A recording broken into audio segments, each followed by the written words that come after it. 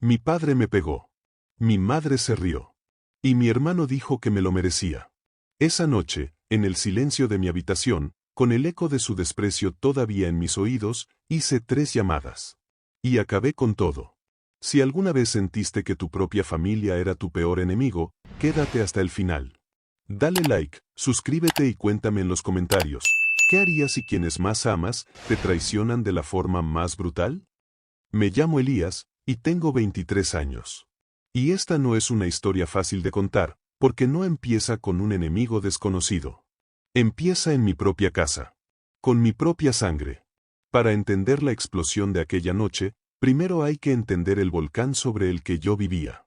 Mi padre, Guillermo, era el sol negro de nuestro pequeño universo familiar. Un hombre autoritario, de voz estruendosa y puños rápidos. Para él, el amor era sinónimo de control, y el respeto se ganaba con miedo. Crecí aprendiendo a medir su humor por el sonido de sus pasos al llegar a casa, a anticipar sus tormentas de ira por la forma en que dejaba las llaves sobre la mesa. Mi madre, Elena, era su luna pálida, una sombra que solo existía para reflejar su oscuridad. Su estrategia de supervivencia era la negación. Nunca lo enfrentó. Nunca lo detuvo. Si él gritaba, ella bajaba la voz. Si él rompía un plato, ella recogía los pedazos en silencio. Justificaba sus abusos como el carácter fuerte de tu padre y nos enseñó a caminar de puntillas por nuestra propia casa para no provocarlo. Y mi hermano mayor, Darío, bueno, él aprendió del peor ejemplo posible. En lugar de protegerme, se convirtió en una copia en miniatura de mi padre. Usaba el mismo sarcasmo, la misma burla, la misma crueldad para sentirse superior. Para él, yo era el sensible, el rarito, el saco de boxeo emocional de la familia. Durante años, mi vida fue una lección de supervivencia. Aguanté los insultos en la mesa del comedor, las comparaciones humillantes con Darío, los silencios helados cada vez que intentaba expresar una opinión o un sentimiento. Vivíamos bajo el mismo techo, pero yo era un extraño, un huésped no deseado en la isla de su disfunción. El inútil. El que no sirve para nada. Palabras que, repetidas 1000 veces, empiezan a sonar como la verdad. Pero lo que pasó esa noche de sábado, fue diferente. Cruzó una línea. La última línea. Era un sábado por la noche, lluvioso y gris, como mi estado de ánimo. La tensión en la casa había sido palpable durante todo el día. Yo intentaba mantenerme invisible, encerrado en mi cuarto. Pero el hambre me obligó a salir. Fui a la cocina, en silencio, para calentarme unas sobras para cenar. Y entonces, él entró. Mi padre. Sus pasos eran pesados, torpes. El olor a alcohol agrio llenó la cocina antes que él.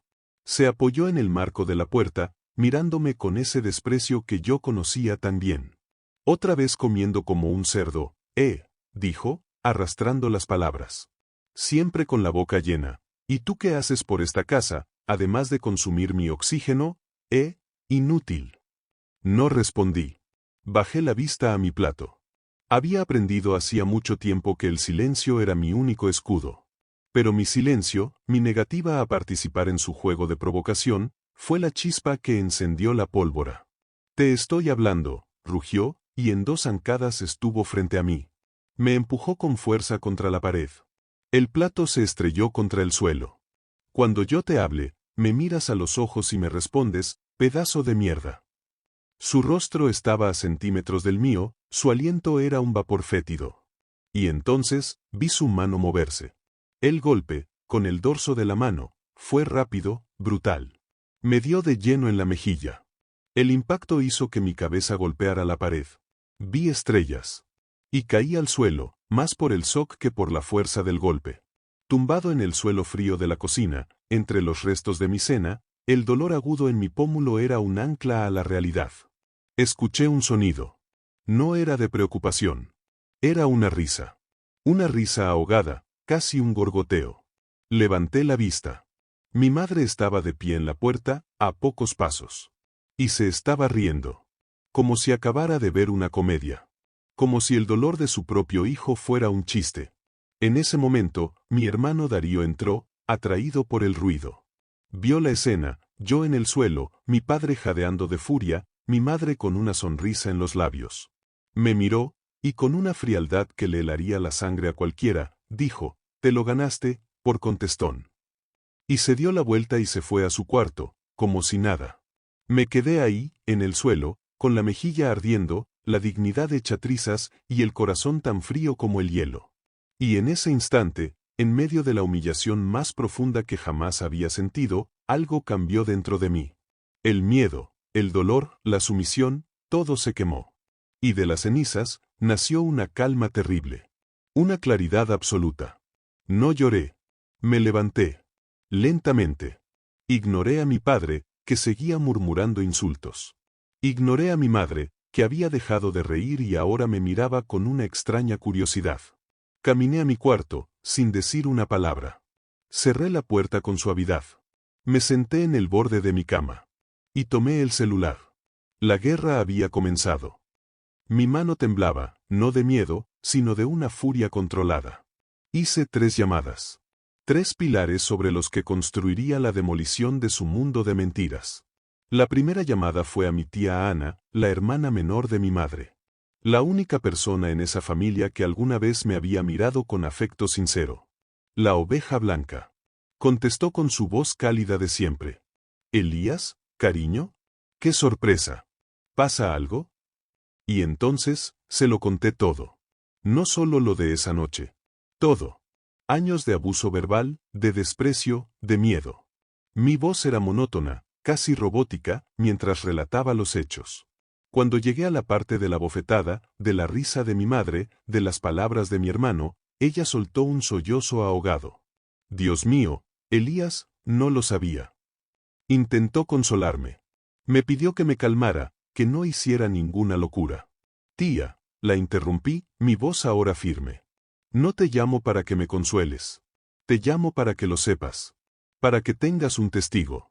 Porque esto no se va a quedar entre estas 4 paredes. Esto va a salir a la luz. La segunda llamada fue la más difícil. Marqué el número de la línea de ayuda contra la violencia doméstica. Una voz de mujer, tranquila y profesional, contestó. Y yo, por primera vez, le conté mi historia a una extraña. Relaté cada detalle. El golpe. Las burlas. La humillación. El historial de abuso. Ya no me importaban las consecuencias. Solo quería que alguien, fuera de mi círculo de silencio, supiera la verdad. Me escucharon.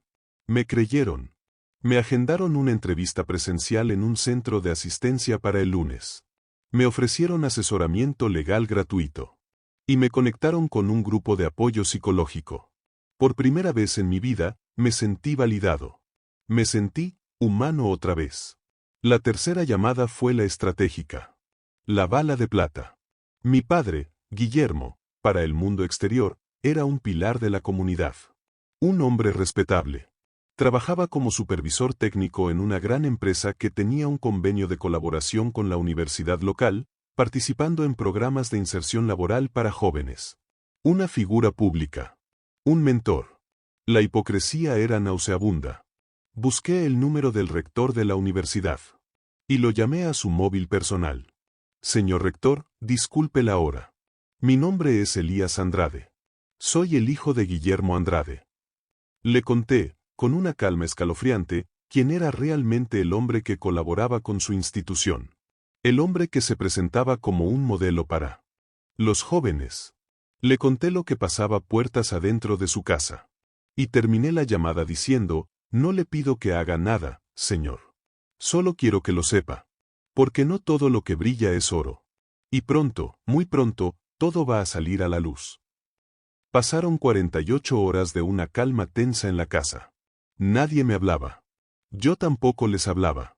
Éramos 3 extraños compartiendo un techo a punto de derrumbarse. El lunes por la mañana, fui a mi entrevista en el centro de asistencia. Me recibieron con una empatía y un profesionalismo que me conmovieron. Me entregaron una copia de mi informe de denuncia. Y me dieron un consejo, documenta todo. Así que eso hice. Volví a casa y empecé a construir mi arsenal. Fotos de moratones antiguos que había ocultado. Videos de discusiones anteriores que había grabado en secreto. Audios de mi padre gritándome insultos. Mensajes de texto de mi hermano, llenos de burlas. Testimonios escritos de mi tía Ana. Reuní un pequeño expediente del infierno. Un expediente que era corto, pero increíblemente poderoso. El viernes, el primer dominó cayó. El rector de la universidad me llamó. Su voz era grave. Me dijo que se tomaba mi acusación con la máxima seriedad. Que la universidad tenía una política de tolerancia cero con el abuso. Y que había abierto una investigación interna sobre mi padre. Esa misma tarde, el segundo dominó. Llegó una carta certificada a casa. Era del Ministerio de Justicia. Una citación oficial para mi padre, por una denuncia de presunto abuso físico y psicológico. Yo estaba en el salón cuando él la abrió. Vi cómo el color desaparecía de su rostro. Vi cómo sus manos, esas manos que me habían golpeado, empezaban a temblar. Por primera vez en mi vida, vi miedo en los ojos de mi padre. Durante la semana siguiente, la guerra se volvió pública. Las redes sociales locales explotaron. Mi historia, filtrada anónimamente, estaba en todas partes. Supervisor de empresa local acusado de violencia familiar. Padre golpea a su hijo, la comunidad exige respuestas. Funcionario vinculado a proyectos universitarios, bajo investigación por abuso.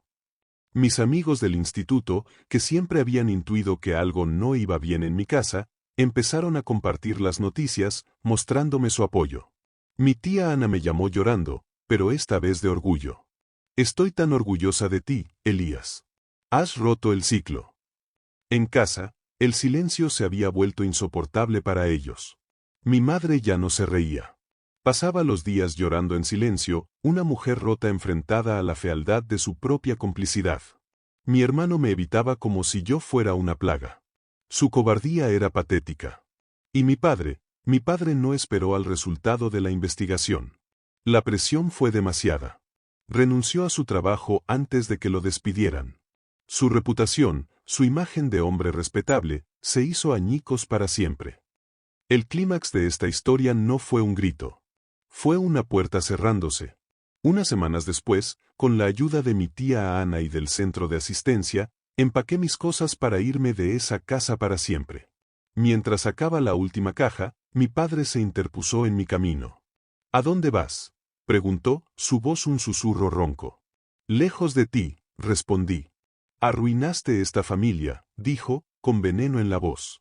Lo miré, y por primera vez, no sentí miedo. No sentí rabia. Sentí lástima. No, le dije. Tú arruinaste esta familia hace mucho tiempo. Yo solo encendí la luz para que todos pudieran ver las ruinas. Mi tía Ana me esperaba en la puerta de su casa. Me abrazó con la fuerza de una madre de verdad. Bienvenido a casa, hijo, me dijo. Y en ese momento, supe que había encontrado mi verdadera familia. Nunca levanté la mano. Nunca grité. Nunca devolví un solo insulto.